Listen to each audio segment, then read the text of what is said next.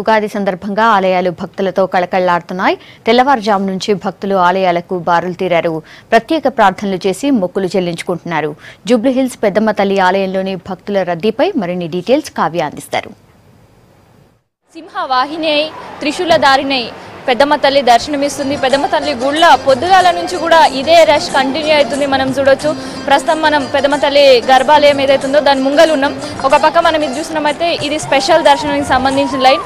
ఇంకా గుడి వెనకాలైతే ఇంకా రష్ ఉందనే చెప్పొచ్చు. పొద్దుగాల నుంచి వాళ్ళ ఉగాది సందర్భంగా పొద్దుగాల నుంచి కూడా అమ్మవారిని దర్శించుకోవడానికి ఇదే క్యూ లైన్ కంటిన్యూ అవుతుంది. అయితే జనవరి 1 న్యూ ఇయర్గా సెలబ్రేట్ చేసుకుంటే కానీ మన తెలుగు వాళ్ళందరూ మాత్రం ఉగాదినే నూతన పండుగగా కొత్త పండుగ న్యూ ఇయర్గా సెలబ్రేట్ చేసుకుంటుంటారు. అందుకనే పొద్దుగాల అమ్మవారిని దర్శనం చేసుకున్న తర్వాతనే మిగతా కార్యక్రమాలన్నీ కూడా చేస్తుంటారు. అందుకనే ఇక్కడ పెద్దమ్మ తల్లికి ఒక సెంటిమెంట్, ఇక్కడ కోరుకున్న కోరికలన్నీ కూడా తీరుస్తుంది. ఆ తల్లి అనే ఒక నమ్మకం కూడా ఉంటుంది.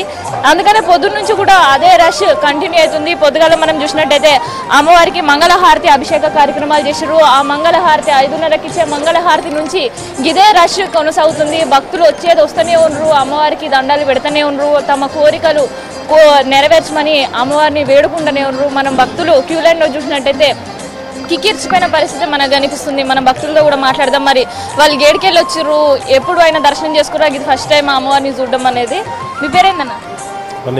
ఎలా చేసుకుంటారు ఉగాది? ఎప్పుడు వస్తుంటారు? First time? ఇది ఫస్ట్ టైం. First time. ఎలా అనిపిస్తుంది మరి గుడి?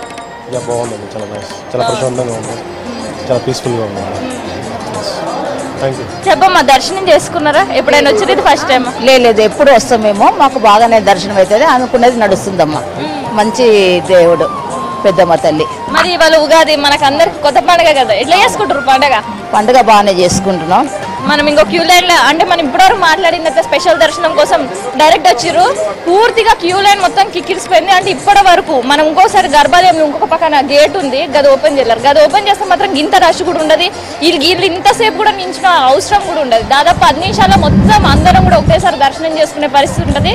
కాకపోతే ఇక్కడ గేట్ క్లోజ్ చేశారు. అందుకనే వీళ్ళు ఇంతసేపటి నుంచి క్యూ లైన్ లో నించున్న పరిస్థితి చూస్తున్నాం. మనం ఒకసారి క్యూ లైన్ లో వీళ్ళతో మాట్లాడదాం. మరి ఎంతసేపటి నుంచి వీళ్ళనే నించుర్రు, మరి ఎట్లా అనిపిస్తుంది అన్నది. ఒక హాఫ్ అన్ అవర్ అవుతుంది. పొద్దుట లేసి పూజ చేసుకుంటాం, ఇంటిలో పూజ, తర్వాత ఉగాది పచ్చడి చేసుకుంటాం. ఇక్కడ నుంచి దర్శనానికి పోయేది కానీ క్యూ లైన్ మనం చూసినట్టయితే గాడి నుంచి స్టార్ట్ అవుతుంది. ఆ నుంచి స్టార్టింగ్ నుంచి కూడా అదే పరిస్థితి. అంటే ఆపి జనాలను పంపుతారు కాబట్టి గింత రష్ మొత్తం క్యూ లైన్ గింత కూడా ప్లేస్ లేకుండా ఉంది. మరి అర్ధ గంట పడుతుంది అంటే ఇక్కడ దగ్గర ఉన్న వాళ్ళకి అర్ధ గంట పడుతుంది. అంటే ఇక క్యూ లైన్ లో అటు సైడ్ ఉన్న వాళ్ళకి ఎంత టైం పడుతుందో మనం చూడొచ్చు. మరి వీళ్ళు ఎంతసేపటి నుంచి మాట్లాడదాం. ఇప్పుడు మళ్ళీ మనం ఒక్కోడానికి వచ్చినా దర్శనానికి వచ్చినావా?